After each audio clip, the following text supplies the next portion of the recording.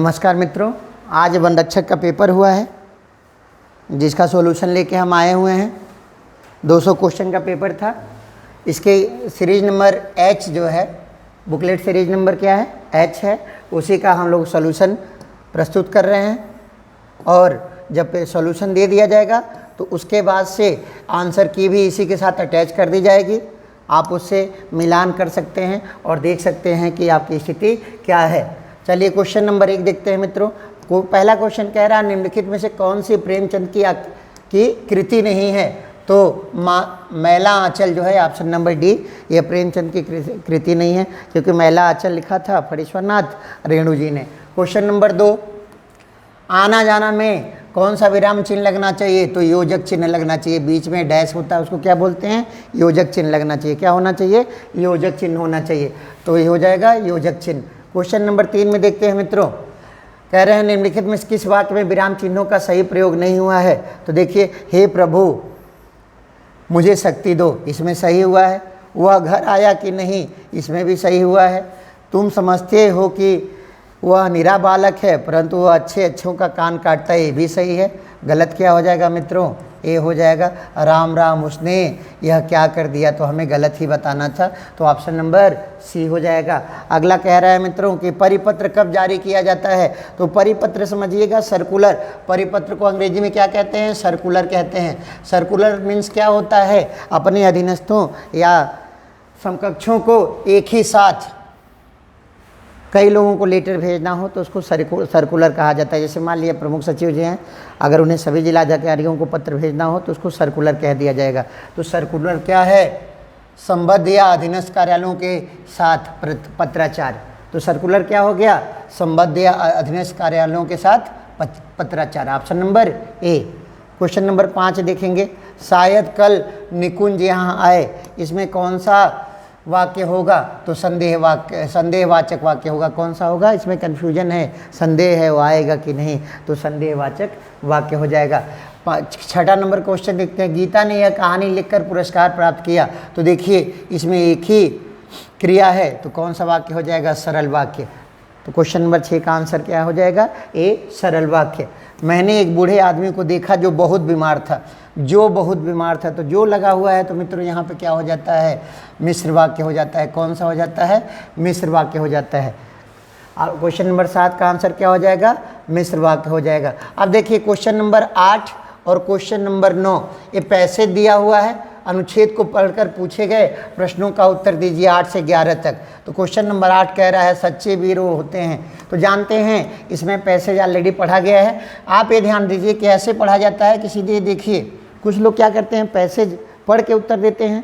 आप ऐसा कीजिए, प्रश्न पढ़ के पैसेज पढ़िए। तो सच्चे वीर वो होते हैं जो कर्म भाव से उत्साह दिखाते हैं। ऑप्शन नंबर बी होगा। 8वें का ऑप्शन नंबर बी होगा। 9वां, कर्म करने में आनंद किस कारण से मिलता है। तो उत्साहपूर्वक कार्य करने से आनंद मिलता है। इसमें अपना दिमाग नहीं लगाते हैं, जो पैसेज में लिखा रहता है उसी के अकॉर्डिंग लिखते चले आते हैं। अगला क्वेश्चन देखते हैं मित्रों, वो भी पैसेज पे ही आधारित है। क्वेश्चन नंबर 10 है, कह रहा है कि सच्चा उत्साह वही होता है जो मनुष्य को कार्य करने के लिए प्रेरणा देता है। देखिए जो लगा है तो विशेषण उपवाक्य होगा। पूछ रहा है कौन सा उपवाक्य, विशेषण उपवाक्य। अगर वहीं पे जब लगा होता तो क्या हो जाता, क्रिया विशेषण उपवाक्य। तो कौन सा उपवाक्य हो जाएगा, ये विशेषण उपवाक्य हो जाएगा। 10 का option number B. 11 number question देखेंगे, उत्साह के मार्ग में सबसे बड़ी रुकावट क्या है, आलस्य। ये सब पैसे से चल रहा है, क्या है, आलस्य है। 11 नंबर का विकल्प कौन सा हो जाएगा, डी। चलिए मित्रों, अगला है अभय उभय के समान भिन्नार्थक हैं।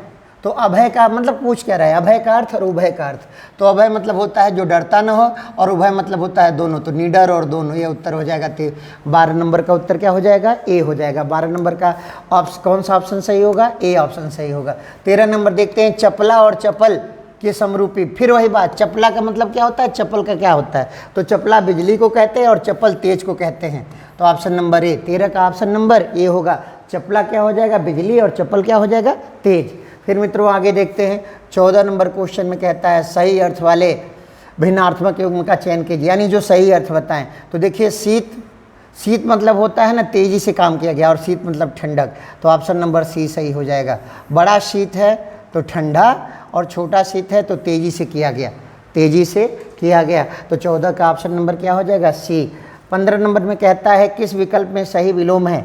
तो करुण का विलोम निष्ठुर, करुण का विलोम निष्ठुर, ऑप्शन नंबर ए। 15 का क्या हो जाएगा? ऑप्शन नंबर ए। हालांकि इसको भी देखा जाए आस्तिक का अधार्मिक कुछ हद तक होता, लेकिन एग्जैक्ट बताना है तो एग्जैक्ट में हमें ध्यान रखना है। करुण का विलोम क्या होता है? निष्ठुर, यानी ऑप्शन नंबर ए। अब देखिए मित्रों 16 नंबर क्वेश्चन देखते हैं। केंद्रित और अधिकता में किस तरह के उपसर्ग है? तो केंद्रित में मित्रों है इत और अधिकता में है ता। तो कौन सा हो जाएगा? Option number C. कौन सा हो जाएगा? ऑप्शन नंबर सी।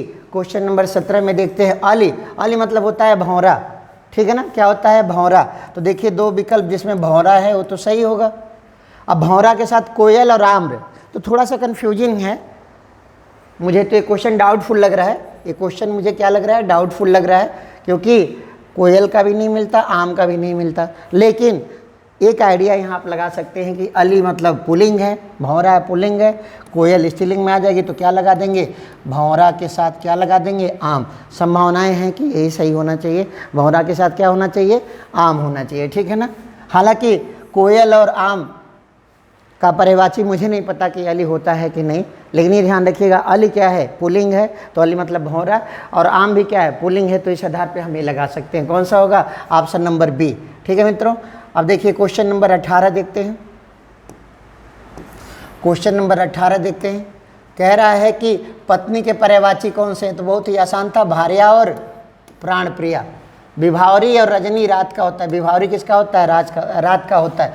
चंचला तड़ित बिजली का होता है। तनुजा वधु, पुत्री और वधु के लिए होता है। तो सही क्या होगा? भार्या और प्राण प्रिया। अब देखते हैं मित्रों क्वेश्चन नंबर 19। क्वेश्चन नंबर 19 देखेंगे। कह रहा है निम्नलिखित में किसकी वर्तनी सही है? तो चहार दीवारी होता है, इसमें पेपर कट गया है। चहार दीवारी, दो पर बड़ा ही रहेगा, ध्यान रखिएगा। चहार दीवारी, ये छोटा ही वाला नहीं होगा। कौन सा वाला होगा? चहार दीवारी।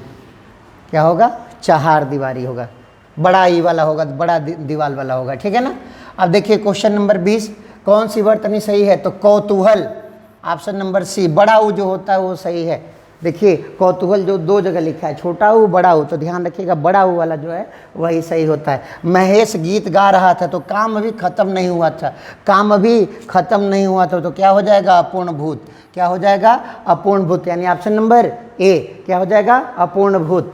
अब कह रहा है 22 नंबर क्वेश्चन में, सत्संग में जाने के बाद मन को शांति मिली है, यानी अब्बे गोइल नहीं है, अब्बे शांति मिलल है, तो क्या हो जाएगा? आसन्न भूतकाल, ऑप्शन नंबर बी, यानी काम अभी खत्म हुआ है, तो कौन सा हो जाएगा? आसन्न भूत। 23 नंबर देखिए, निम्नलिखित में किस वाक्य में संदिग्ध वर्तमान है? रीना पढ़ती होगी, पता नहीं पढ़ रही है नहीं, हम अनुमान लगा रहे हैं, तो क्या हो जाएगा? संदिग्ध वर्तमान।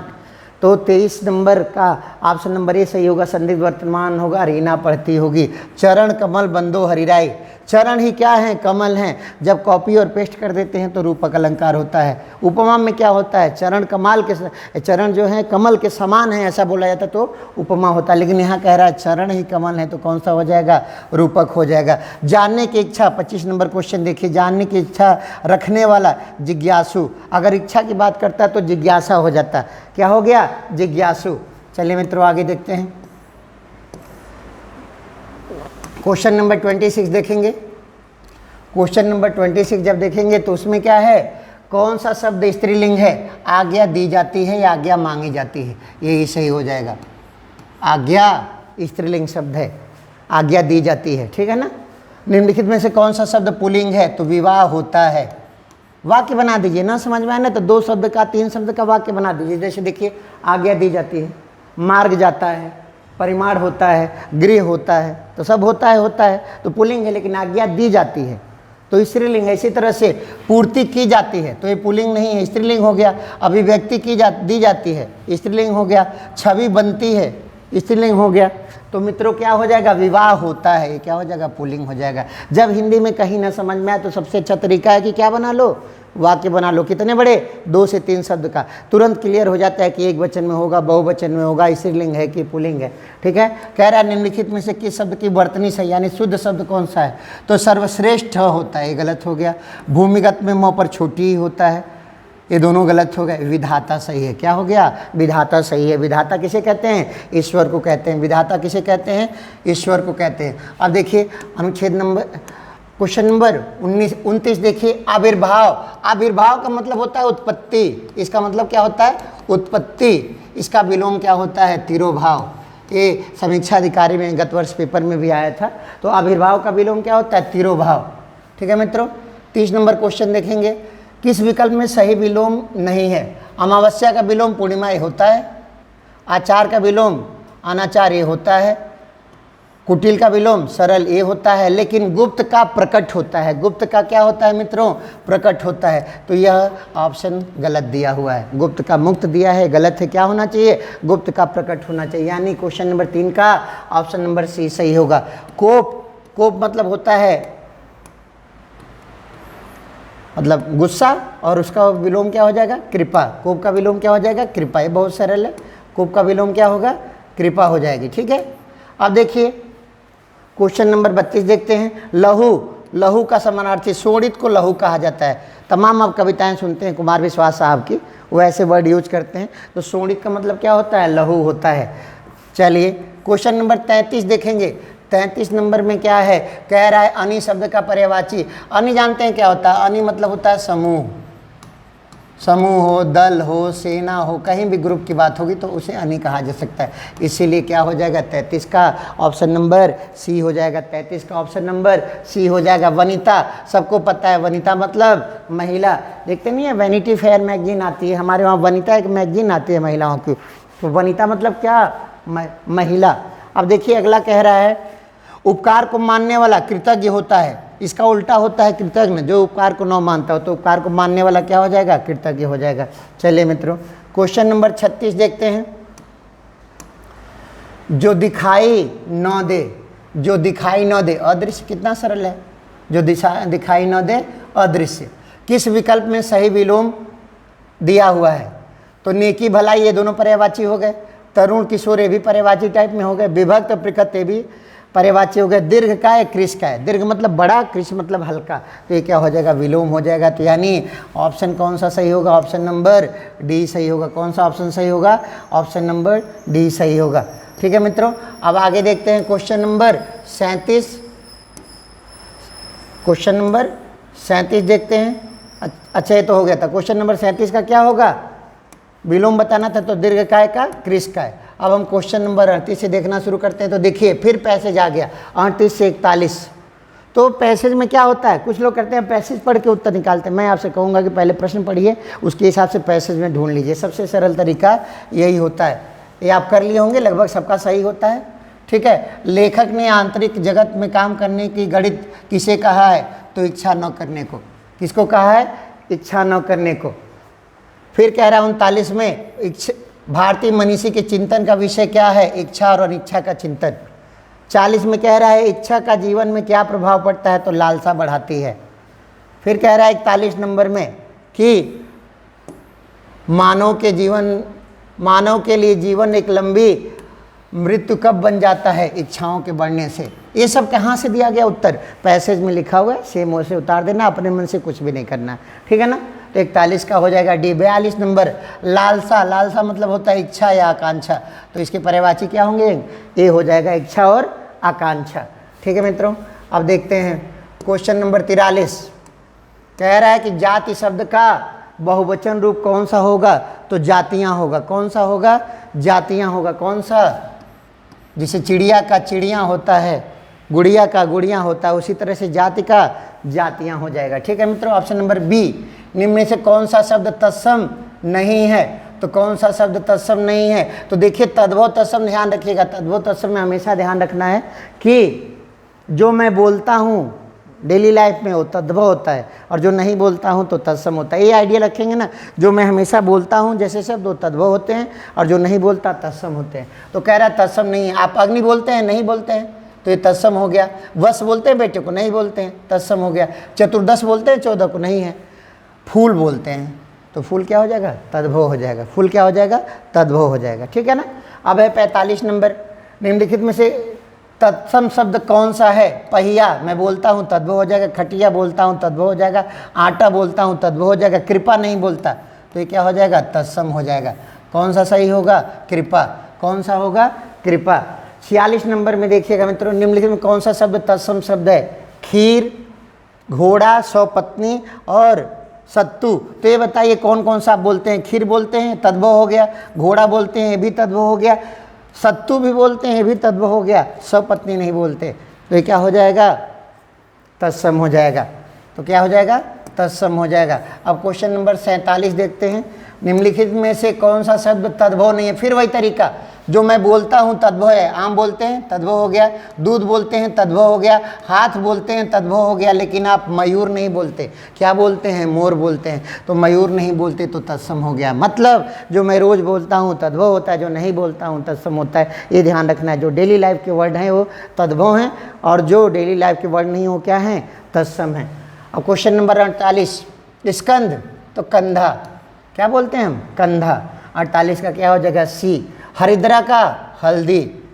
49 का क्या हो जाएगा, बी। निम्नलिखित में किस वाक्य में अपादान कारक का प्रयोग हुआ है। तो अपादान कारक का मतलब ये होता है अलग होना। अपादान कारक का मतलब क्या होता है मित्रों, अलग होना। गाना सुने हैं ना, औरब गईना यानी अलगे भईना। तो अपादान कारक क्या हो जाता है, अलग होना। तो अलग कहाँ हो रहा है, बिल्ली छत से अलग हो जा रही है, बिल्ली छत से कूद पड़ी, तो कौन सा कारक हो जाएगा, अपादान। ऐसे याद रखिएगा, और से अपादान, और से अलग होना, ठीक है ना। तो बिल्ली छत से कूदी यानी अलग हो गई, तो कौन सा, अपादान कारक।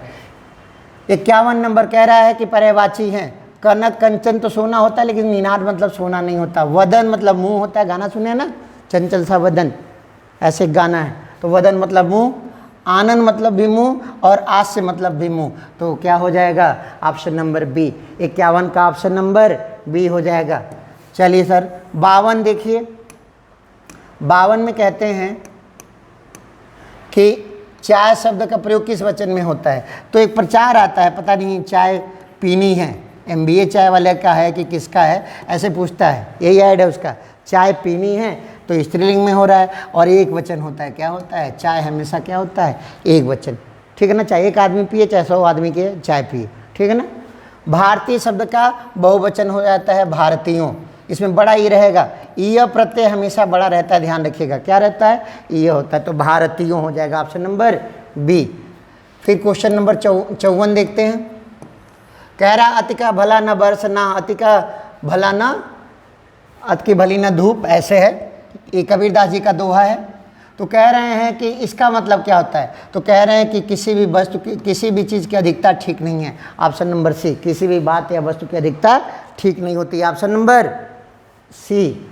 अपनी करनी पार उतरनी, जैसा करोगे वैसा भरोगे, तो इसमें यही ऑप्शन मिल रहा है, ये अपने अच्छे कर्म से ही व्यक्ति का कल्याण होता है, जैसा करोगे वैसा आपके सामने आएगा, ठीक है ना, जैसा करोगे वैसा अपने सामने आएगा, ठीक है ना। चलिए, हालांकि इसमें एक विकल्प और भी थोड़ा सा डाउटफुल हो गया था कि बुरे कर्मों का फल बुरा होता है, तो लेकिन ये है कि अपनी करनी पार उतरनी में मतलब ये होता है कि आदमी अच्छा करेगा तो अच्छा होगा, बुरा करेगा तो बुरा होगा उसके साथ। 56 नंबर में देखिए मित्रों, आटा गीला होना। आटा गीला होना मतलब कठिनाई में पड़ जाना, क्या हो जाना, कठिनाई में पड़ जाना।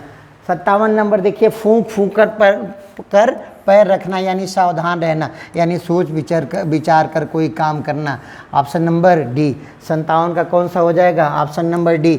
58 देखिए मित्रों, 58 कह रहा है कि वह चम्मच से चावल खाता है, किसकी हेल्प से खाता है, चम्मच से। तो जो हेल्प करता है ना, किससे खाता है, चम्मच से, तो किसकी हेल्प से, तो जब हेल्प होता है तो उसे कहते हैं करण कारक। कौन सा कारक कहते हैं, करण कारक। जिसके हेल्प से हुआ तो कौन सा कारक हो गया, करण कारक। गहने अलमारी में हैं, जहाँ पर रखे गए हैं, जिसमें रखे गए हैं ऐसा होता है तो अधिकरण कारक हो जाता है, ऑप्शन नंबर बी। 59 का क्या हो जाएगा, ऑप्शन नंबर बी। आ बैल मुझे मार यानी जानबूझ के झगड़ा में फंस जाए, तो क्या हो गया, 60 का ऑप्शन नंबर बी। ठीक है मित्रों, अब आगे देखते हैं। 61 इत्यादि का संधि विच्छेद क्या होगा, तो इति धन आदि, ये जानते हैं कौन सी संधि है, यण संधि। कौन सी संधि, यण संधि, तो ऑप्शन नंबर बी हो जाएगा। क्या हो जाएगा, ऑप्शन नंबर बी। शुभेच्छा, शुभ धन इच्छा, देखिए शुभ धन इच्छा, ये गुण संधि होती है। कौन सी संधि, गुण संधि, यानी ये भी ऑप्शन नंबर बी हो जाएगा। व्याकरण की दृष्टि से कौन सा वाक्य शुद्ध है, मेरे को आपका काम बहुत पसंद है, तो ये गलत हो जाएगा। मुझे आपका काम, ये क्या होना चाहिए यहाँ पर, मुझे आपका काम बहुत पसंद है। वह आदमी अच्छा नहीं, एक दूध का गिलास दो, तो दूध का एक गिलास दो, ये भी गलत हो गया। प्रत्येक चित्र बुरा नहीं होता, प्रत्येक एक वचन है तो बुरे नहीं होगा, बुरा हो जाएगा, ये भी गलत हो गया। सही क्या है, ऑप्शन नंबर बी, वह आदमी अच्छा नहीं है, वह आदमी अच्छा नहीं है। चलिए मित्रों 64 नंबर देखते हैं। व्याकरण की दृष्टि से कौन सा वाक्य अशुद्ध है। अब देखिए इसमें अशुद्ध पूछ रहा है, ये कौन सा वाक्य अशुद्ध है। तो देखिए अब इसमें विकल्प दिया हुआ है, तो चारों के बारे में चर्चा कर लेते हैं। बंदूक एक उपयोगी शस्त्र है, सही है। अस्त्र फेंक कर चलाते हैं, शस्त्र हाथ में लेकर चलाते हैं, तो बंदूक हाथे में रहता है ना, तो शस्त्र है, सही है। पुलाव बहुत लजीज है, ये भी सही है। उसके प्राण पखेरु उड़ गए, ये भी सही है। प्राण हमेशा बहुवचन में लिखे आते हैं। गलत क्या है, कृपया आप ही बताएं, होगा कृपया आप ही बताइए, क्या होगा, कृपया आप ही बताइए। तो इसका क्या हो जाएगा मित्रों, अशुद्ध वाक्य कौन सा होगा, तो 64 का ए हो जाएगा। यथोचित में कौन सा समास होगा, तो बड़ा ही सरल है, जहाँ उपसर्ग लगा होता है वहाँ अव्ययीभाव समास होता है। कौन सा समास, अव्ययीभाव। तो 65 का क्या हो जाएगा, बी हो जाएगा। अब देखिए 66 नंबर कह रहा है, 66 नंबर हमको देखना है कि 66 नंबर में कह रहा है निम्नलिखित में से कौन सा समास द्विगु समास होगा। द्विगु मतलब संख्या, तो थोड़ा सा देहात से जुड़े होते तो बहुत आसान प्रश्न था। पसेरी 5 किलो को कहते हैं, किसको कहते हैं, 5 किलो को। तो ये क्या हो जाएगा, द्विगु समास का उदाहरण क्या हो जाएगा, पसेरी। Option number B. 67 देखिए बात का धनी होना, यानी वायदे का पक्का। हालांकि हम लोग इसका गलत सेंस लेते हैं, समझते हैं कि बातूनी आदमी, लेकिन सही क्या होता है, वायदे का पक्का होना। अब देखिए मित्रों 68 नंबर नद्यागमन, नद्यागमन तो नदी धन आगम, नदी धन आगम, ये क्या है, ई में अ जुड़ा, फिर वही यण संधि, कौन सी संधि, यण संधि। Option number C, option number क्या हो जाएगा, सी हो जाएगा, नदी धन आगम। चलिए मित्रों फिर देखते हैं अगला। अगला है 69 नंबर। 69 नंबर में कहता है मन धन अनुकूल, तो जानते हैं क्या होता है, ये हो जाता है विसर्ग संधि, मनोनुकूल। लेकिन ये ध्यान रखिएगा इसमें ऊ छोटी ऊ है तो छोटी ही रहेगा, और यहाँ को पर बड़ा ऊ है तो बड़ा ही रहेगा। यार देखिए दोनों दे दिया है तो ये गलत हो जाएगा, दोनों गलत हो जाएगा, ये सही हो जाएगा। ऑप्शन नंबर ए। 69 का क्या हो जाएगा मित्रों, ऑप्शन नंबर ए। अब देखते हैं 70 नंबर, कौन सा देखते हैं, 70 नंबर कौन सा भाववाचक संज्ञा है। तो भाववाचक समझते हैं जो जिसे टच नहीं कर सकते, टच नहीं कर सकते, क्या कर सकते हैं, बस फील कर सकते हैं। बस क्या कर सकते हैं मित्रों, फील कर सकते हैं, टच नहीं कर सकते, केवल फील कर सकते हैं। तो ये बताइए, भारत नाम है, आदमी हो सकता है, देश हो सकता है, लड़का पेड़ सब नाम है। मित्रता क्या है, केवल फीलिंग है। तो कौन सा हो जाएगा, 70 का सी। 71 पराधीन में कौन सा उपसर्ग है, तो पर नहीं होता मित्रों, क्या होता है, परा होता है। क्या होता है, परा। कौन सा होता है, परा। 71 का सी। अनुगामी में बहुत सरल है, अनु हो जाता है। 72 का भी क्या हो गया मित्रों, सी। मिलाप में देखिए, मिलाप में मित्रों हो जाता है आप, मिलाप में क्या हो जाता है, कौन सा प्रत्यय हो जाता है, मिल धातु है, उसी से क्या बना है, मिलाप, तो कौन सा हो जाता है, आप प्रत्यय हो जाता है। 73 का ही।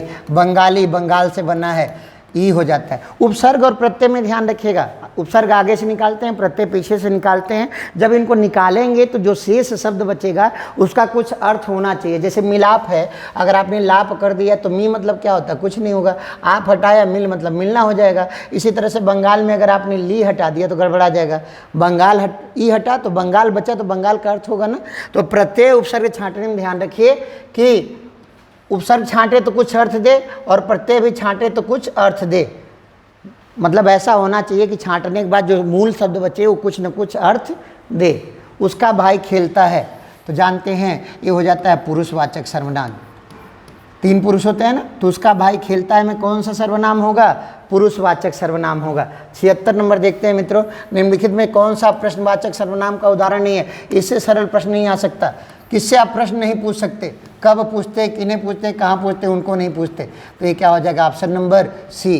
76 का क्या हो जाएगा मित्रों, ऑप्शन नंबर सी। निम्नलिखित में कौन सा पुरुषवाचक सर्वनाम नहीं है, पुरुषवाचक सर्वनाम नहीं है, तो कौन क्या है, ये प्रश्नवाचक सर्वनाम है। यानी 77 का क्या हो जाएगा मित्रों, ए। 77 का क्या हो जाएगा, ए। गौरी शंकर, तो गौरी का विलोम शंकर, और जब विलोम शब्द एक साथ आते हैं तो द्वंद्व समास होता है। कौन सा समास हो जाता है, द्वंद्व समास होता है। क्या होता है, द्वंद्व समास होता है, ठीक है ना।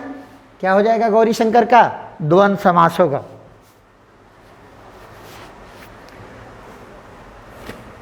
आप देखिए मित्रों 79 नंबर है, कौन सा शब्द द्रव्यवाचक संज्ञा है। द्रव्यवाचक मतलब जिसको हम नाप तोल सकते हैं। तो ये बताइए, खटाई नापेंगे, नहीं नाप पाएंगे। मिठास, ठंड, ये सब नहीं नाप सकते। नाप किसको सकते हैं, चमड़े को। तौल किसे सकते हैं, चमड़े को। तो नाप तौल वाला है, इसलिए द्रव्यवाचक है, तो चमड़ा क्या हो जाएगा, द्रव्यवाचक संज्ञा होगा। पशु चर रहे हैं, जातिवाचक संज्ञा। क्या हो जाएगा मित्रों, जातिवाचक संज्ञा। 80 का क्या हो जाएगा, ऑप्शन नंबर बी हो जाएगा, जातिवाचक संज्ञा। आगे देखते हैं, अब जीएस वाला सेक्शन खत्म होता है। हिंदी का सेक्शन बहुत ही सरल था, अगर आप थोड़ा सा ध्यान दिए होंगे तो बड़े आराम से आपके 70 प्लस बनेंगे, और जिसका भी 70 प्लस बनेगा वो निसंदेह सेलेक्ट होगा, उसमें कोई संभावना मतलब इफ बट वाली बात नहीं है। चलिए मित्रों आगे देखते हैं। हाल ही में पर्यावरण एवं जलवायु परिवर्तन मंत्रालय ने किस स्थान पर हरियाली महोत्सव का आयोजन किया। तो किस स्थान पर किया था मित्रों, तो नई दिल्ली में। किस स्थान पर किया था, नई दिल्ली में। थोड़ा सा जीएस वाला सेक्शन थोड़ा सा कठिन आया हुआ अपेक्षाकृत और सेक्शन के। सर्दियों के मौसम के दौरान उत्तरी पूर्वी देश पर हावी रहती है, ये जगह भरना है, और ये भूमि से समुद्र की ओर बहती है, इसलिए देश के अधिकांश भाग के लिए एक शुष्क मौसम है। तो इसका जवाब हो जाएगा पश्चिमी विक्षोभ। ठंडियों में क्या होता है, वेस्टर्न डिस्टर्बेंस होते हैं, तो पश्चिमी विक्षोभ हो जाएगा। 82 का ऑप्शन नंबर डी। 82 का मित्रों क्या हो जाएगा, ऑप्शन नंबर डी हो जाएगा। अब देखिए अगला कह रहा है, भारत की जलवायु को कैसे कह सकते हैं, तो इसे मानसूनी जलवायु कह सकते हैं। कैसा जलवायु कह सकते हैं, भारत की जलवायु को मानसूनी जलवायु कह सकते हैं। ऑप्शन नंबर कौन सा है मित्रों, सी। 83 का क्या हो जाएगा, सी हो जाएगा। अब फिर देखिए मित्रों देखते हैं 84 नंबर, निम्नलिखित में से किस कारक के कारण भारतीय उपमहाद्वीप में मध्य एशिया की तुलना में कम सर्दियां होती हैं। तो इसका कारण क्या है साहब, हिमालय। हिमालय बैरियर है, ये क्या करता है, मध्य एशिया से ठंडी हवाओं को आने नहीं देता, हमारे वहाँ ठंडक कम पड़ती है। तो हिमालय के बैरियर होने के कारण हमारे वहाँ मध्य एशिया की तुलना में कम ठंडी पड़ती है। तो ये हो गया क्वेश्चन नंबर 84 का उत्तर सी। 85 नंबर देखते हैं, भारत का निम्नलिखित कौन सा स्थान अति विषम प्रकार की जलवायु अनुभव करता है। जो स्थान समुद्र तल से जितना दूर होगा मित्रों, वहाँ का मौसम उतना ही बदलेगा। दिल्ली में ठंडियों में बहुत ज़्यादा ठंडी पड़ती है, गर्मियों में बहुत ज़्यादा गर्मी पड़ती है। तो ये देखिए चेन्नई मुंबई तटीय शहर हैं, तो यहाँ पे नहीं होगा। सबसे अधिक विषम जलवायु कहाँ की होगी, दिल्ली की होगी। तो ये हो गया क्वेश्चन नंबर 85 का ऑप्शन नंबर सी। ये तर्क यही रखिएगा, समुद्र तल से दूर है तो वहाँ मौसम में ज़्यादा परिवर्तन होगा। 86 नंबर देखते हैं मित्रों, निम्नलिखित में से कौन सा केंद्र शासित प्रदेशों के बीच नीति आयोग के प्रथम राज्य ऊर्जा एवं जलवायु सूचकांक सेकी, याद रखिएगा सेकी में शीर्ष स्थान वालों में से एक है। तो देखिए वास्तव में सबसे नंबर 1 पे था चंडीगढ़, केंद्र शासित प्रदेशों में चंडीगढ़ था। राज्यों में कौन सा राज्य था, गुजरात था, लेकिन इसमें चंडीगढ़ विकल्प भी नहीं दिया है। तो क्रमानुसार यहाँ पे दमन दीव और दादरा नगर हवेली होगा, ठीक है ना। अगर चंडीगढ़ होता तो पहले नंबर पे वही था, लेकिन जितने दिए हैं उनमें सबसे अच्छा किसका है, दमन दीव का है। इसलिए ऑप्शन नंबर कौन सा हो जाएगा, 86 का सी।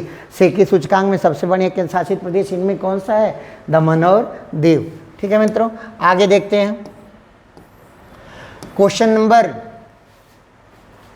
87 में देखते हैं। थोड़ा सा कठिन ये सब दे दिया हुआ है आपकी परीक्षा के हिसाब से। एमएसएमई सतत जेडी प्रमाणन योजना के तहत मध्यम उद्योगों को उनके व्यवसाय में कितने % सब्सिडी मिलेगी। तो देखिए 80, 60 और 50 तीन आंकड़ा है। 80 वाला है जो ना माइक्रो के लिए है, किसके लिए है, माइक्रो के लिए। और 60 वाला किस उद्योग के लिए है, मिनी के लिए। और मीडियम वाला कितने के लिए है, 50 के लिए। तो उत्तर क्या हो जाएगा, 50%। मध्यम उद्योगों के लिए सब्सिडी कितने % मिलेगी, 50%। याद रखिएगा जो कुटीर उद्योग या माइक्रो इंडस्ट्री हैं उनका 80% सबसे अधिक सब्सिडी उनको, उसके बाद जो स्मॉल हैं उनको 60%, और सबसे कम जो मीडियम है उनको कितना %, 50%। तो ये ध्यान रखेंगे कि इस प्रश्न में कह रहा है मध्यम उद्योगों को यानी मीडियम वाले को इसको कितना सब्सिडी मिलेगा, 50% मिलेगा। कितना मिलेगा सर, 50%। 88 नंबर कह रहा है विधायी मामलों में दोनों सदनों को विधेयकों को छोड़कर लगभग समान शक्तियाँ प्राप्त हैं। धन विधेयक ना लोकसभा का विशेष अधिकार है। धन विधेयक क्या है? लोकसभा का विशेष अधिकार है, इसमें राज्यसभा का कोई विशेष रोल नहीं है, इसको छोड़ करके दोनों में बराबर अधिकार है। तो धन विधेयक लोकसभा का है, इसीलिए 88 नंबर का विकल्प क्या हो जाएगा? ऑप्शन नंबर ए। 89, केंद्रीय मंत्रिमंडल ने जून 2022 में किस संस्थान को अंतर्राष्ट्रीय संगठन के रूप में मान्यता दी? तो ये क्वेश्चन बोला है ना, थोड़ा सा करंट अफेयर्स और जीएस कठिन आ गया था। आपदा रोधी अवसंरचना के लिए गठबंधन, सीडीआरआई को याद रखिएगा। किसके लिए? सीडीआरआई के लिए। किसके लिए? सीडीआरआई के लिए। अब देखिए साहब, क्वेश्चन नंबर 90 देखेंगे। सिंगापुर ओपन आप जानते हैं, बड़ी फेमस है, पीवी सिंधु। किसने जीता था? पीवी सिंधु ने सिंगापुर ओपन 2022। अब देखिए 91 नंबर सवाल है। 2022 विश्व जनसंख्या दिवस की थीम, तो 8 अरब हो गए हैं तो थीम भी वही होगी, 8 अरब। क्या हो जाएगा साहब? 8 बिलियन की दुनिया। 91 का क्या हो जाएगा? ऑप्शन नंबर ए। ठीक है ना। अब देखिए 92 कह रहा है कि ब्रोकेड कहाँ की प्रसिद्ध कलाकृति है? तो जानते हैं बनारस की होती है। किसकी होती है? बनारस की होती है। ब्रोकेड कहाँ पाया जाता है? बनारस में। ठीक है मित्रों, 92 का क्या हो जाएगा? बनारस हो जाएगा, ऑप्शन नंबर डी। 93, निम्नलिखित में से किस संस्थान ने जुलाई 2022 में विकासशील देशों के जीवन यापन की लागत संकट, cost of living crisis in developing countries की रिपोर्ट जारी की है? तो यूएनडीपी।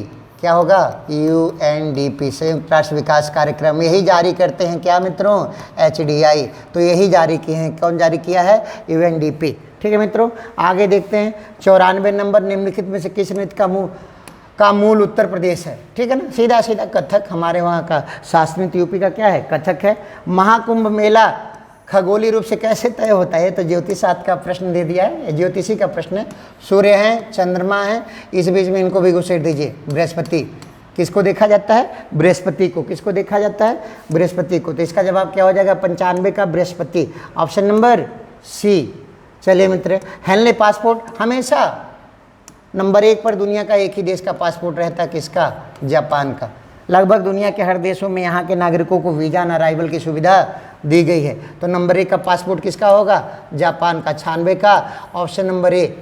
गुजरात एग्रो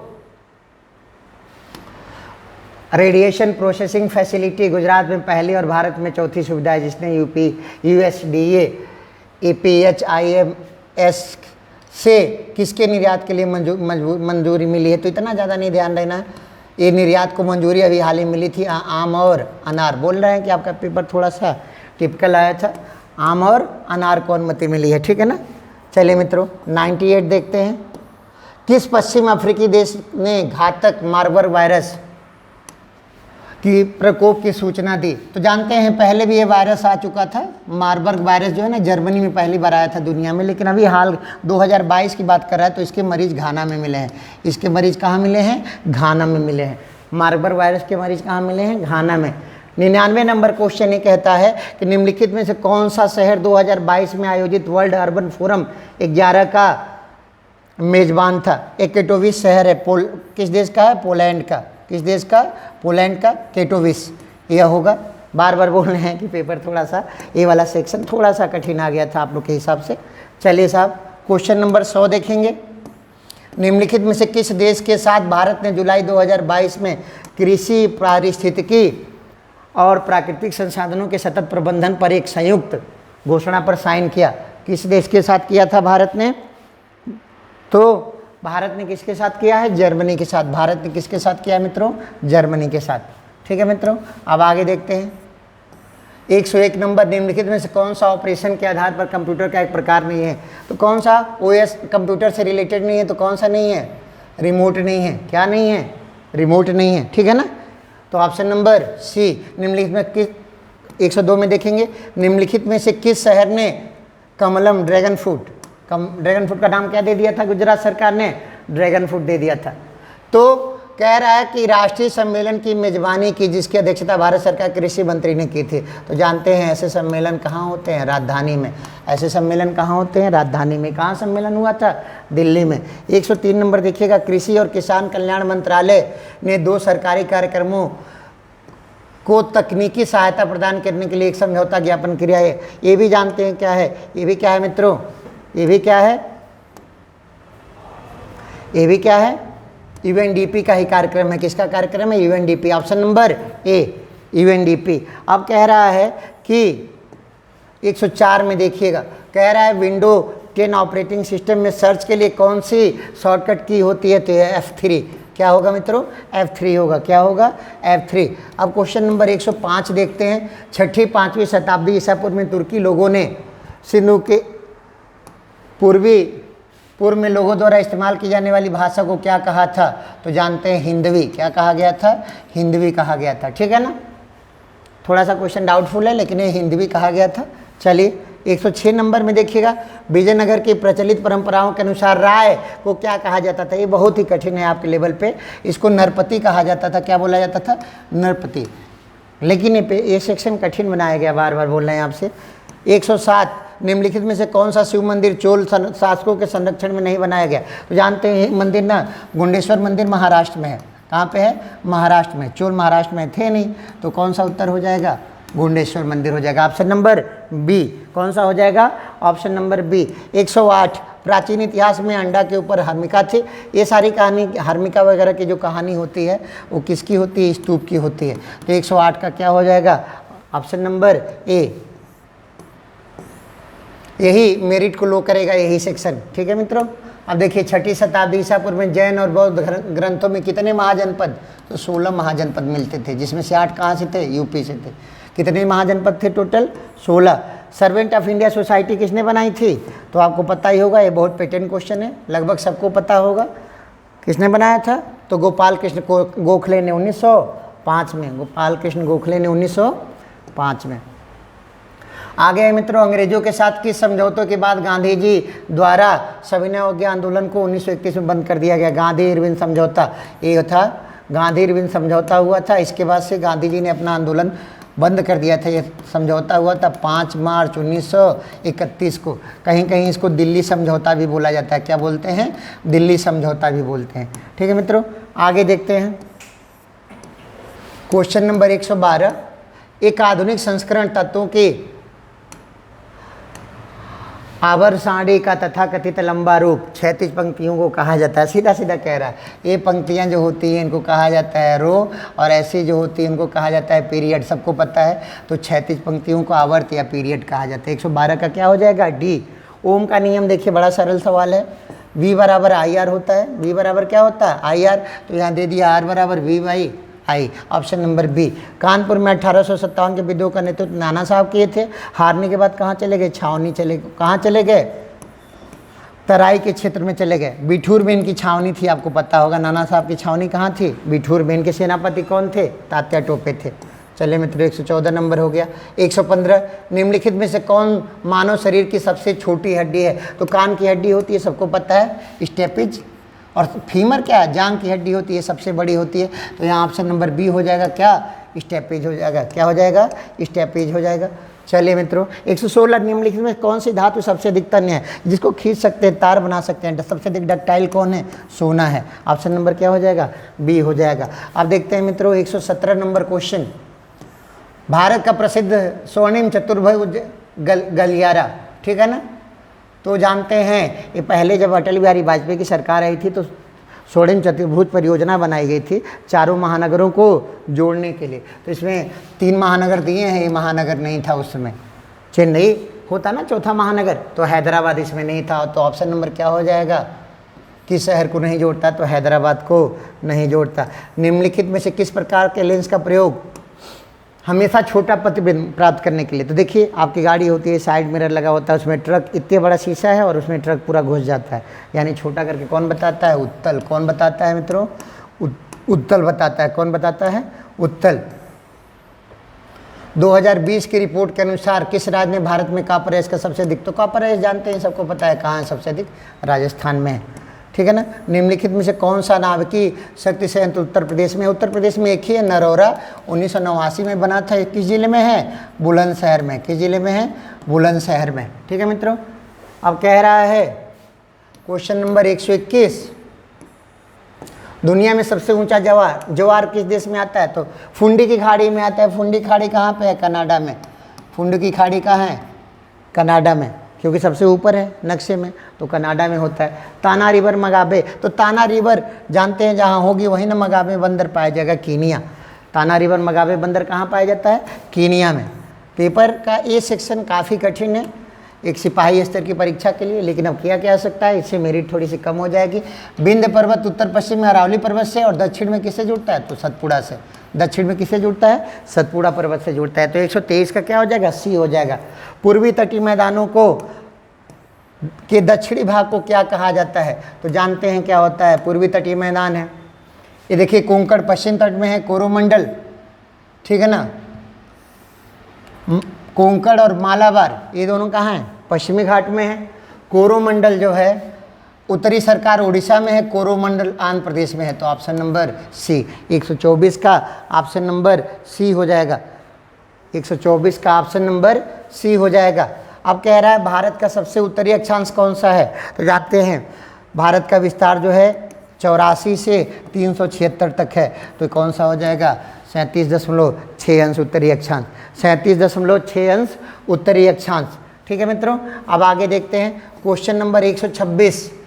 विभिन्न स्तरों पर रहने वाली विभिन्न प्रजातियों के ऊर्ध्वाधर वितरण को स्तर विन्यास कहा जाता है। थोड़ा सा कह रहे हैं ना सेक्शन आपके हिसाब से कठिन आ गया है, यह स्तर विन्यास कहा जाता है। क्या कहते हैं? स्ट्रेटिफिकेशन कहते हैं, यहाँ स्तर विन्यास कहा जाता है। अब देखिए मित्रों, कह रहा है रुई के समान, तो कपासी मेघ होंगे, ठीक है ना। सबसे ऊंचाई पे कौन से 4,000 से 700 मीटर ऊंचाई पे कौन से होंगे? कपासी मेघ होंगे, यानी ऑप्शन नंबर डी। 128 एक खाद्य श्रृंखला में विभिन्न बिंदुओं पर ऊर्जा प्रवाह के अनुपात को किस रूप से देखा जाता है? तो जानते हैं कैसे देखते हैं? पारिस्थितिकी दक्षता से देखते हैं, इकोलॉजिकल एफिशिएंसी से देखते हैं। बोल रहे हैं ना ये पेपर का यह पार्ट आपके हिसाब से काफ़ी कठिन है। जैसे लग रहा है वन रक्षक का पेपर नहीं हो रहा है, फॉरेस्ट रेंजर का पेपर हो रहा है पीसीएस में। चलिए साहब अगला देखते हैं। जलीय पारिस्थितिकी तंत्र का बायोमास कैसा होता है? उल्टा होता है और विकसित होता है। कैसा होता है? उल्टा होता है और विकसित होता है। 129 हो गया मित्रों। अब देखते हैं क्वेश्चन नंबर 130। निम्नलिखित में से कौन सा पक्षी अभयारण्य उत्तर प्रदेश में है? कौन सा पक्षी अभयारण्य उत्तर प्रदेश में? समसपुर। समसपुर यूपी में है। कहाँ पे है? यूपी में है। ऑप्शन नंबर ए 130 क्या हो जाएगा? समसपुर यूपी में है। पृथ्वी के निम्न से किस परत में वायुमंडलीय ओजोन परत? ओजोन परत का करीब करीब 90% हिस्सा समताप मंडल में होता है। तो ओजोन परत किस मंडल में होती है? समताप मंडल में होती है। ठीक है मित्रों, अब आगे देखते हैं। 131 हो गया। 132 में देखिएगा, निम्नलिखित कौन सा हवाई अड्डा, अभी तो जून ही में हुआ है, कौन सा हवाई अड्डा है जो पूरी तरह से नवीकरणीय ऊर्जा द्वारा संचालित होगा? तो दिल्ली IGI एयरपोर्ट। कौन सा? दिल्ली वाला। तो 132 का क्या हो जाएगा? Option number C. निम्नलिखित में से कौन सा भारत में टाइगर रिजर्व नहीं है? तो कांजीरंगा असम में है, पेरियार है, कान्हा है, लेकिन दाचीग्राम क्योंकि जानते हैं जम्मू कश्मीर में है। ये बताइए उतनी ठंडक में बाघ रहेगा? मर ही जाएगा। तो इसीलिए जानते हैं यहाँ टाइगर रिजर्व नहीं है दाचीग्राम में। तो ये उत्तर हो जाएगा option number D. Option number क्या हो जाएगा? डी हो जाएगा। चलिए साहब 134। वन में वनस्पति की परत जो निम्न वितान के ठीक नीचे होती है, the layer of vegetation in a forest which is just below the under story. तो जानते हैं सबसे ऊपर कनोपी, उसके नीचे अंडर स्टोरी और सबसे नीचे फॉरेस्ट फ्लोर। तो क्या हो जाएगा उत्तर आपका? वन तल। ऑप्शन नंबर क्या हो जाएगा? डी। ऑप्शन नंबर क्या हो जाएगा मित्रों? डी हो जाएगा। चलिए निम्नलिखित में से कौन सा एक विशेष रूप से लाल पांडा के लिए है? तो देखिए लाल पांडा ठंडी जगह होगा। खांग देंग चेंद जोंग राष्ट्रीय उद्यान, ये सिक्किम में है, यहीं पे होता है। कहाँ पे है? सिक्किम में। चलिए मित्रों 136 देखते हैं। निम्नलिखित में से कौन सा भारत का सबसे बड़ा राष्ट्रीय उद्यान है? हेमिस है, सबको पता है, लद्दाख में होता है। हेमिस कहाँ पे है? लद्दाख में, ये सबसे बड़ा है। ठीक है ना। चलिए मित्रों 137 देखते हैं। हाल ही में भारत ने किस देश के साथ चीता पुनर्परिचय के लिए समझौता किया है? तो ये होगा नामीबिया। क्या होगा मित्रों? नामीबिया। ऑप्शन नंबर क्या हो जाएगा? डी हो जाएगा। ऑप्शन नंबर क्या हो जाएगा? डी हो जाएगा। ठीक है मित्रों, अब देखिए 138 नंबर कह रहा है कि किस राज्य में सबसे अधिक वन क्षेत्र बढ़ा है? तो आंध्र प्रदेश में। घटा है, मिजोरम में क्या हुआ? घटा है। बढ़ा कहाँ है? सबसे अधिक कहाँ बढ़ा है? आंध्र प्रदेश में। चलिए कह रहा है दक्षिणी पश्चिम पंजाब, हरियाणा, राजस्थान के अर्धसूख क्षेत्रों में किस प्रकार के वन मिलते हैं? तो ये बताइए, सूखा क्षेत्र है तो कटैला पेड़ मिलेगा। कैसा मिलेगा? कटैला उष्णकटिबंधीय कंटक वन। कैसे मिलेंगे? उष्णकटिबंधीय कंटक वन। 139 का ऑप्शन नंबर सी। अब देखिए मित्रों, सागौन, साल, शीशम, ये सब उष्णकटिबंधीय पर्णपाती वन होते हैं। आपके क्षेत्र में मिलते हैं, पत्ता गिरा देते हैं। कैसे होते हैं? उष्णकटिबंधीय पर्णपाती वन। ठीक है ना। ऑप्शन नंबर 140 का ऑप्शन नंबर ए। चलिए मित्रों, 141 डाउटफुल है। ठीक है मित्रों, 141 क्या है? डाउटफुल है। 141 को कोशिश किया जा सकता है। ठीक है ना।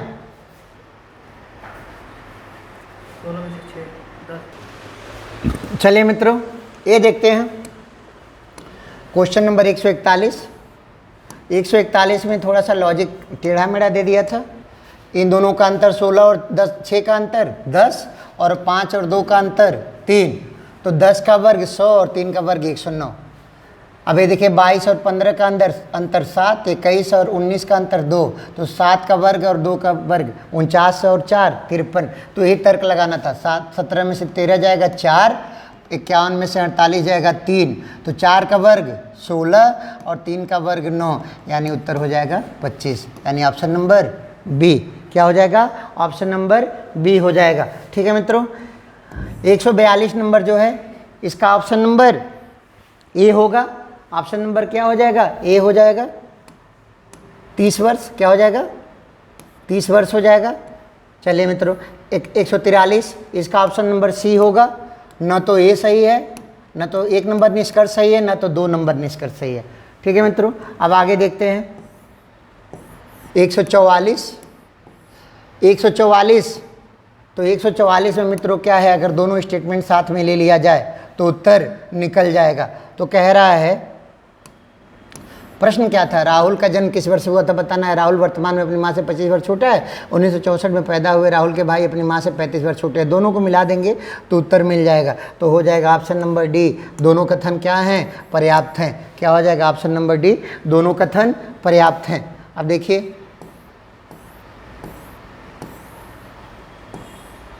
ठीक है, ये तालिका का अध्ययन करना था। तो तालिका का अध्ययन करके बताना था। ये है संचयी बारंबारता का प्रश्न है। किसका है? संचयी बारंबारता का प्रश्न है। तो कंप्यूटर में कट ऑफ अंकों के रूप में, कंप्यूटर में कट ऑफ अंकों के रूप में 30 और कुल मिलाकर कट ऑफ अंकों के रूप में 30 के साथ उत्तीर्ण छात्रों के, तो कुल देखिए, कुल में कितने पास हैं साहब?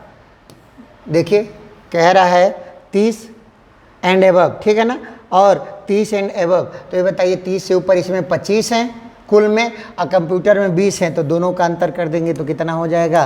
5। दोनों का अंतर कर देंगे मित्रों तो क्या हो जाएगा? 5। यानी 145 का क्या हो जाएगा? सी हो जाएगा। अब देखिए मित्रों, आगे देखते हैं 146। कम से कम 23 छात्र कंप्यूटर पर एक संगोष्ठी के लिए पात्र थे। तो संगोष्ठी की पात्रता के लिए कंप्यूटर में न्यूनतम योग्यता अंक किस सीमा में होंगे? तो किस सीमा में हो जाएंगे मित्रों? तो 30 और 40 में हो जाएंगे। 30 और 40 में हो जाएंगे। यानी यहाँ ये देखना था कि 23 छात्र हमको लेने हैं, और लेंगे तो कैसे लेंगे? ऊपर से लेंगे ना। तो ऊपर वाले किस में आ जाएंगे? 30 से 40 के रेंज में आ जाएंगे। यानी 146 का ऑप्शन नंबर बी। ये सब प्रश्न अगर एक सही हुआ तो सब सही, एक गलत तो सब गलत। यदि संस्कृत में उच्च अध्ययन के लिए संस्कृत में कम से कम 60% आवश्यक है, तो कितने छात्र संस्कृत में उच्च अध्ययन के लिए पात्र होंगे? तो सीधा सीधा देखिए, यहाँ संस्कृत में है, कह रहा है कि 60% यानी 30। तो 30 से ऊपर कितने लोगों को नंबर मिला है? तो 31 लोगों को। सीधा सीधा हमारा जवाब क्या हो जाएगा? 31 हो जाएगा। सीधा सीधा जवाब क्या हो जाएगा? 31 हो जाएगा। 148 कह रहा है मित्रों, कुल मिलाकर कम से कम 40% अंक प्राप्त करने वालों की तुलना में 60% कंप्यूटर में प्राप्त करने वालों का प्रतिशत क्या होगा? तो इसको निकाला जाएगा तो ये हो जाएगा 27। क्या हो जाएगा? 27% हो जाएगा। कुल मिलाकर 40% से कम अंक प्राप्त करने वाले छात्रों की संख्या क्या है? तो ये क्या हो जाएगी मित्रों? 25 हो जाएगी। क्या हो जाएगी? 25 हो जाएगी। सॉल्यूशन के बाद अगर आपको समझ में नहीं आता है तो आप हमको कमेंट बॉक्स में मैसेज कर सकते हैं, हम आपको इसका सॉल्यूशन भेज देंगे। ठीक है, चलिए मित्रों आगे देखते हैं 150 नंबर। समान तर्क का पालन करते हुए लुप्त अंक बताना है। तो ये बड़ा सरल है। देखिए क्या किया गया है, 6 गुणे 3, 6 18 में से 6 घटा दिया गया 12, 12 तिहाई 36, 36 में से 6 घटा दिया गया 30, और 30 तिहाई 90, 90 में से 6 घटा दिया गया 84। इसी पैटर्न पे उत्तर हो जाएगा सी 65 64। क्या हो जाएगा 65 64, क्या हो जाएगा 65 64 हो जाएगा। मंच पर एक महिला की ओर इशारा करते हुए मनीषा ने कहा वो मेरी माँ के, तो मनीषा ऐसे है, मनीषा के अम्मा ऊपर हो जाएंगी, उनके बेटा और बेटा के पिता की बहन है, यानी मनीषा की बुआ है। कौन है, मनीषा की बुआ हैं। इसका सॉल्यूशन जिसको चाहिए होगा हमसे चर्चा कर लेगा, कमेंट बॉक्स में कमेंट करेगा, हम दे देंगे। यहाँ जल्दी जल्दी बता दिया जा रहा है। प्रिया ने श्याम का परिचय देते हुए अपने चाचा के पिता के पुत्री के रूप में कराया। प्रिया श्याम से किस प्रकार संबंधित है, तो प्रिया श्याम की क्या लगेगी, बहन लगेगी। क्या लगेगी मित्रों, बहन लगेगी। तो 152 का सी।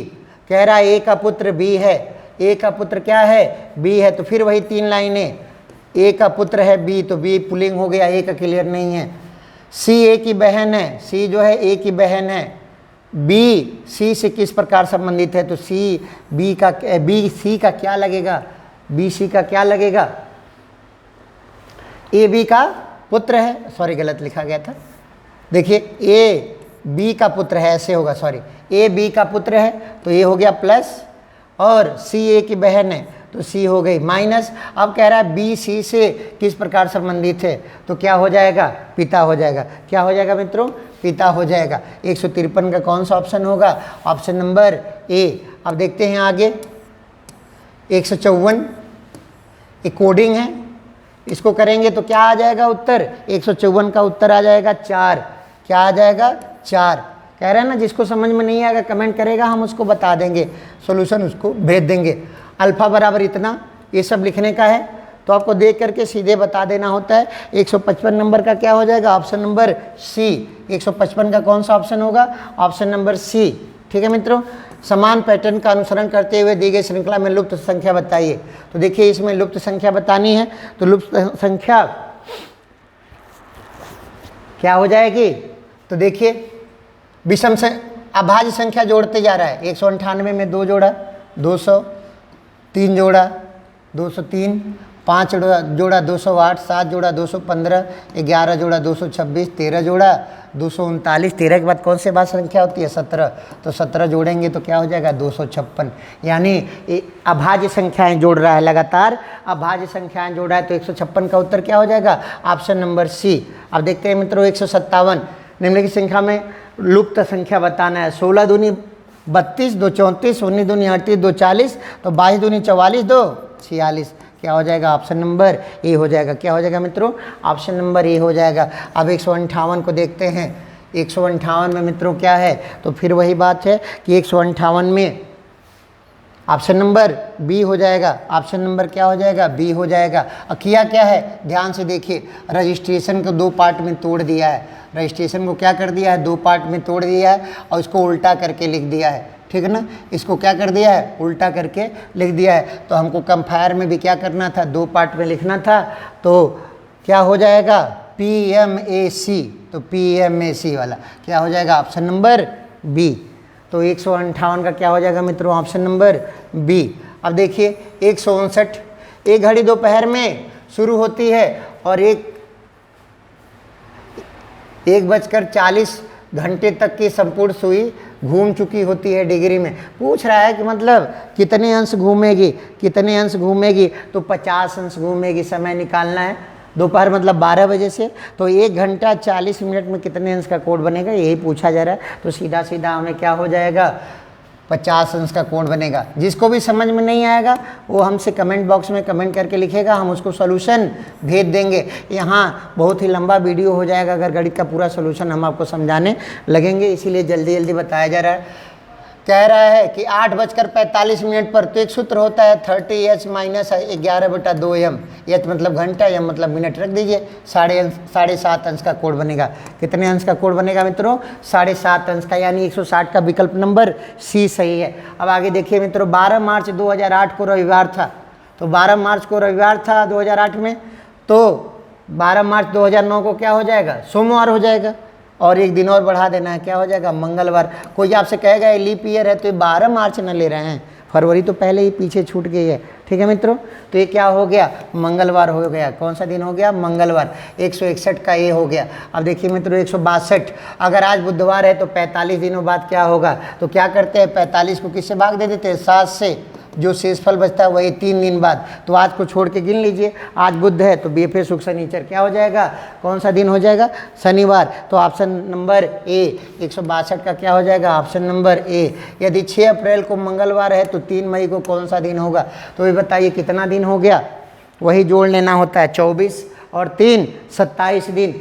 फिर 6 7 से भाग दे दिया, 5 शेषफल बचा, कौन सा उत्तर हो जाएगा, सोमवार। 163 का मित्रों क्या हो जाएगा, ऑप्शन नंबर डी सोमवार। फिर आगे देखते हैं 164, रतन ने बाजार में 5,000 रुपया खर्च किया। अब यहाँ प्रश्न पहले ध्यान देना चाहिए, किताब पर कितना खर्चा कर रहा है, तो किताब देखिए, किताब पर 2,000 रुपया, तो कुली खर्चा है 2,000 और किताबी खर्चा है 5,000, तो 5 को 20, कितना परसेंट खर्च किया, 40%। कितना परसेंट खर्च किया, 40%। किताबों पे कितना परसेंट खर्च हुआ, 40%। कह रहे हैं सुबह 7 बजे घड़ी का समय है और शाम को 7 बजे है, तो घंटे की सुई कितना अंश घूमेगी, तो 12 घंटे में कितना अंश घूम जाएगी, पूरा एक चक्कर घूम जाएगी, यानी कितने अंश, 360 अंश। कितने अंश, 360 अंश।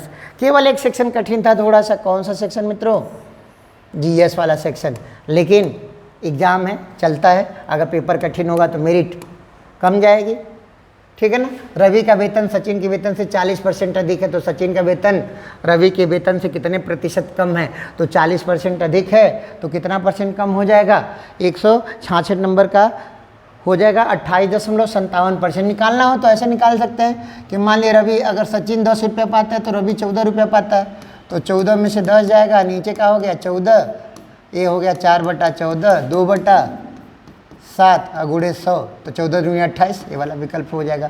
ऑप्शन नंबर बी कौन सा हो जाएगा साहब, ऑप्शन नंबर बी हो जाएगा। अब कह रहा है 167 का 1600 का 35% क्या है, 1600 का 35% क्या होगा साहब, तो ये आपसे क्या हो जाएगा, ये हो जाएगा 560। ऑप्शन नंबर बी क्या है, सही है। ये सब आसान सवाल है, ठीक है ना।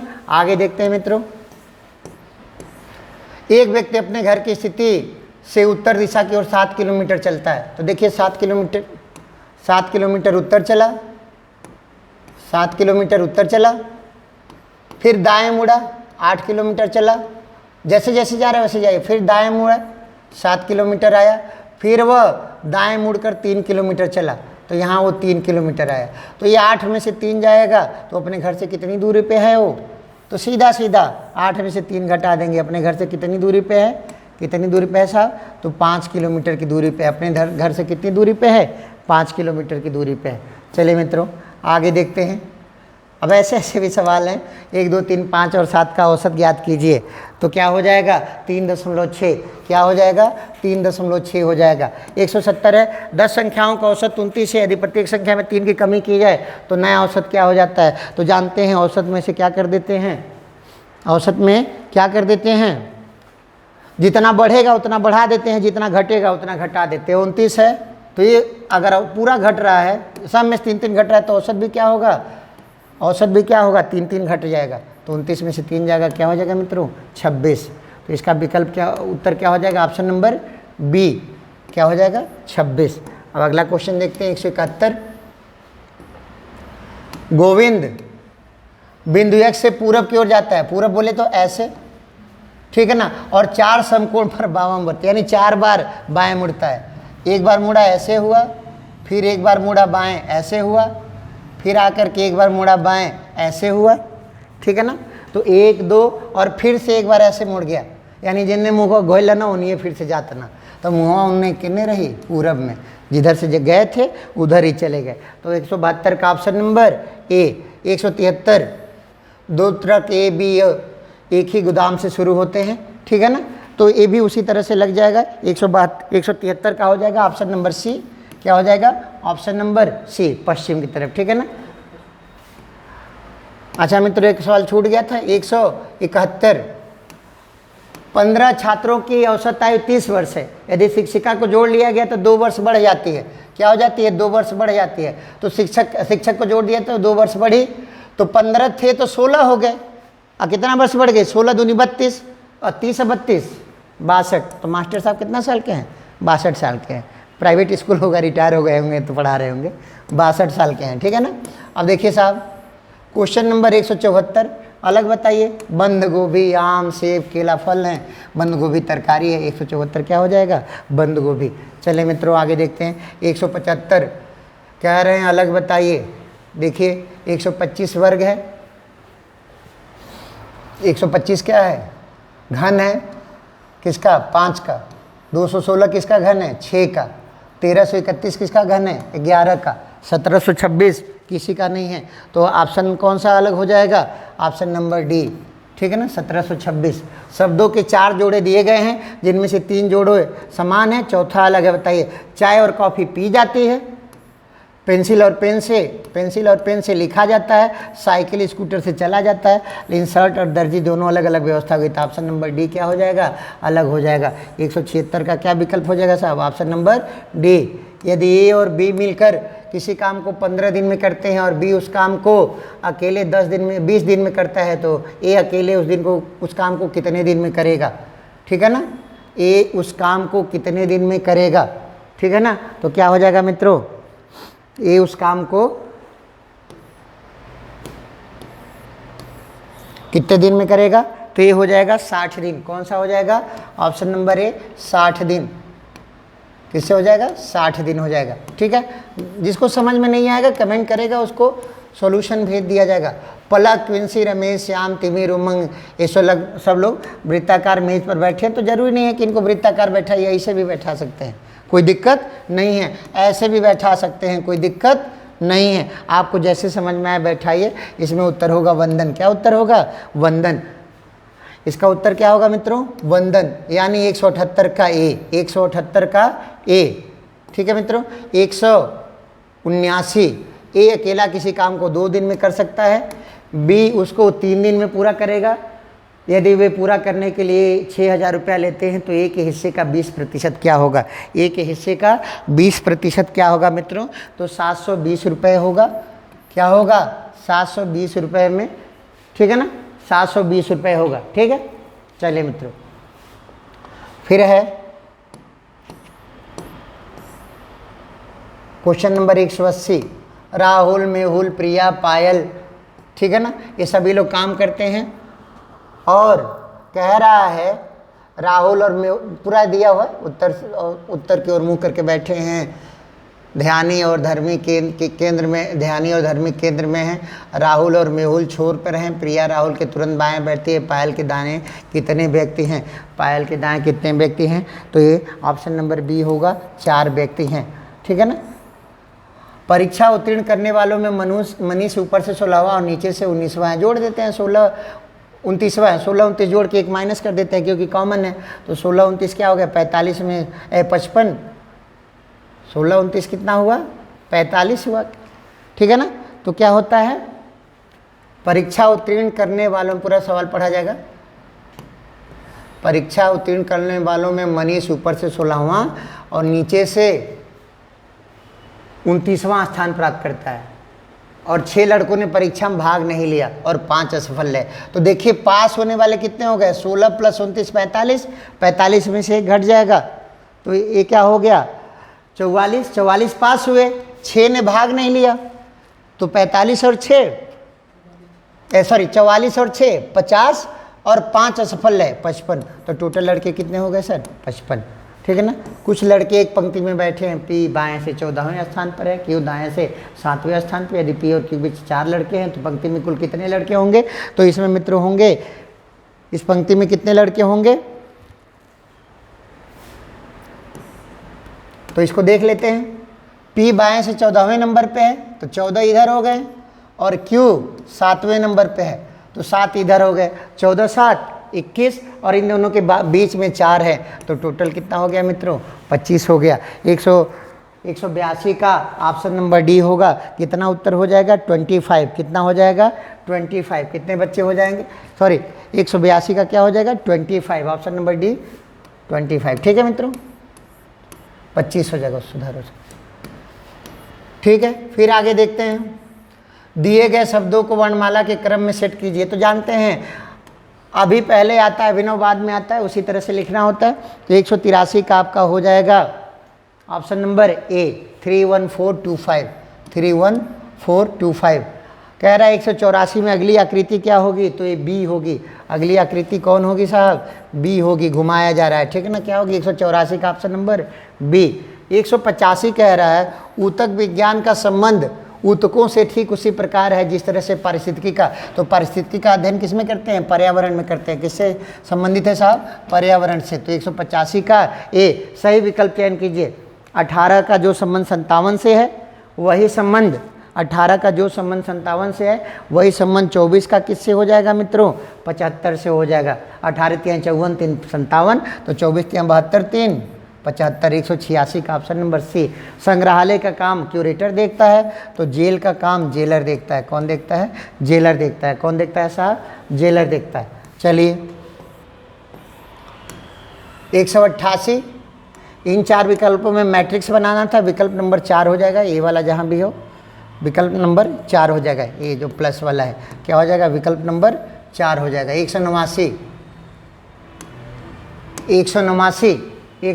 का मित्रों कह रहा है कि वह विकल्प चुने जो दिए गए संयोजन की पानी की छवि।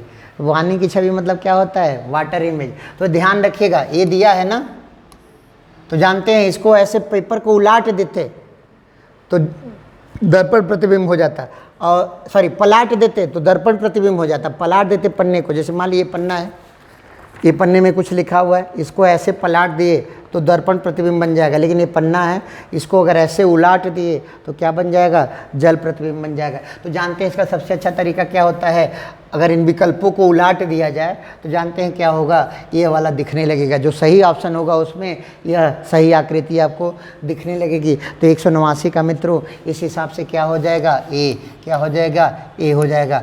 190, बस ये ध्यान रखिएगा, दर्पण प्रतिबिंब में पन्ने को पलाट देते हैं और जल प्रतिबिंब में पन्ने को उलाट देते हैं। ठीक है मित्रों, 190 देखते हैं। 190 उस विकल्प का चयन करें जो रेखा या चयन के संदर्भ में दिए गए दर्पण प्रतिबिंब। फिर वही बात, इसको ऐसे पलाट देंगे, इसको क्या करेंगे, पलाट देंगे। तो पलाटेंगे तो ऊपर वाला ही रहेगा, ऑप्शन नंबर डी। बहुत सरल है। पन्ने को ना, अगर आप पेपर आपके पास होगा तो पेपर में बस ऐसे उलाट पलाट दीजिएगा। तो विकल्प को जब पलाटेंगे ना, जो विकल्प दिए रहेंगे तो ये सही वाला खिल के आ जाएगा। तो ऑप्शन नंबर डी होगा। 190 का क्या होगा, ऑप्शन नंबर डी होगा। ठीक है मित्रों, अब देखते हैं 191। 191, ठीक है ना। P दर्शाता है भागा, Q दर्शाता है गुणा, R दर्शाता है प्लस, तो S दर्शाता है माइनस। तो इसको रख देते हैं और हल कर लेते हैं। इसका उत्तर क्या हो जाएगा मित्रों, 191 का उत्तर हो जाएगा डी 132। 191 का उत्तर क्या हो जाएगा, डी 132। क्या हो जाएगा, 132। अब हम लोग जो ये सारे प्रश्न हम लगा चुके हैं, इसलिए आपको जल्दी जल्दी बता रहे हैं। अगर आपको समझ में ना आए तो कमेंट बॉक्स में ज़रूर पूछें, आपको सॉल्यूशन भेज दिया जाएगा। उस विकल्प का चयन करें जो दिए गए संयोजन के दर्पण प्रतिबिंब से मिलता जुलता है। फिर वही बात, अगर इस पन्ने को ऐसे पलाट देते तो जानते क्या होगा, विकल्प इसी तरह से दिखने लगता, नॉन वर्बल। कैसे दिखने लगता है, नॉन वर्बल की तरह से दिखने लगता है। तो 192 का क्या हो जाएगा मित्रों, ऑप्शन नंबर ए हो जाएगा। 192 का ऑप्शन नंबर ए हो जाएगा। ठीक है ना, ऑप्शन नंबर ए हो जाएगा। यदि ई का अर्थ गुणा है, फिर वही तरीका, जो जैसे दिया है वही उतार दीजिए। तो 193 में देखेंगे मित्रों, 193 में देखेंगे, फिर वही तरीका अपनाएंगे, हल करेंगे। तो 193 का ऑप्शन नंबर बी आएगा -4। ऑप्शन नंबर बी आएगा -4। निम्न 194 देखते हैं। निम्नलिखित में समीकरण के दो चिन्हों को आपस में बदल दिया गया। समीकरण को सही बनाने के लिए उन संकेतों को बदलें, यानी ये किसमें सही सेट होगा। तो 194 में गुणा और भाग को बदल दिया जाए तो उत्तर आ जाएगा। तो ऑप्शन नंबर डी, 194 का ऑप्शन नंबर डी। ठीक है मित्रों, अब 195 देखते हैं। एक समूह में 30 लोग हैं, तो 30 लोग हैं तो हर आदमी 29 लोगों से हाथ मिलाएगा। मैं आपसे हाथ मिला रहा हूं तो आप भी मिला रहे हैं, 2 से भाग हो जाएगा। 2 से भाग दे देंगे, 15 × 29, तो क्या हो जाएगा मित्रों, उत्तर क्या हो जाएगा, option number B 435। Option number B क्या हो जाएगा, 435 हो जाएगा। कह रहा है यदि अक्षरों की पुनरावृत्ति की अनुमति नहीं है तो शब्द लॉगरिथम के अक्षरों से कितने 3 अक्षर वाले अर्थपूर्ण अथवा बेकार शब्द बनाए जा सकते हैं। कितने बनाए जा सकते हैं? तो मित्रों हो जाएगा 720। कितने शब्द बनाए जा सकते हैं? तो 720 शब्द बनाए जा सकते हैं। ऑप्शन नंबर ए 196 का क्या हो जाएगा? ऑप्शन नंबर ए हो जाएगा।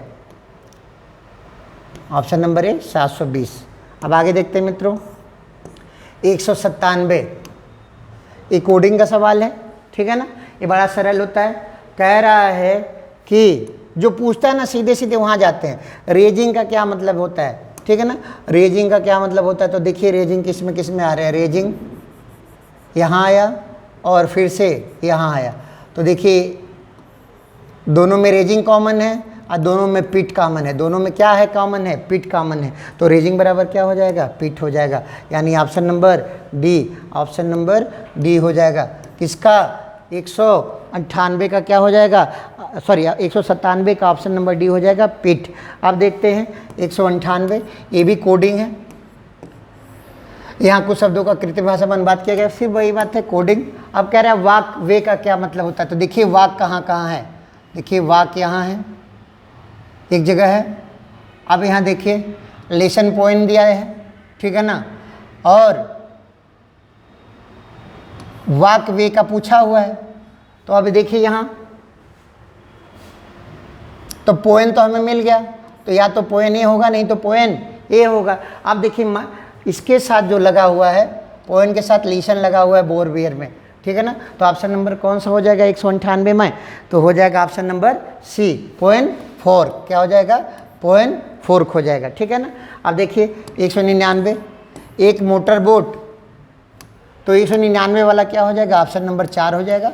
199 का होगा ऑप्शन नंबर 4। अब देखिए अंतिम क्वेश्चन है, क्वेश्चन नंबर 200। इसमें क्या होता था कि वर्ग गिनने हैं, तो पहले तो वर्ग गिन लीजिए। 1 2 3 4 और एक वर्ग का 5 और एक वर्ग ये बन रहा है, एक वर्ग ये बन रहा है 6, तो 6 वर्ग हो गए। तो ये वाला ख़त्म हो गया, ये वाला ख़त्म हो गया। अब 28 त्रिभुज होंगे कि 26 त्रिभुज होंगे? तो 28 त्रिभुज होंगे, ऑप्शन नंबर बी। तो 200 का ऑप्शन नंबर क्या हो जाएगा मित्रों? बी हो जाएगा, ठीक है मित्रों। अब देखिए अपनी तरफ से पूरी तरह से इसको त्रुटिपूर्ण रूप से प्रस्तुत करने का प्रयास किया गया है। अगर आपको अभी इसमें लिंक कर दिया जाएगा, जो भी आंसर की बनाया गया है साथ ही में लिंक कर दिया जाएगा, आप उसको देख सकते हैं, अच्छे से समझ सकते हैं। कहीं समस्या हो तो कमेंट बॉक्स में पूछ सकते हैं। और आंसर की का जो लिंक है वो टेलीग्राम चैनल पे भी हमारे उपलब्ध रहेगा। धन्यवाद।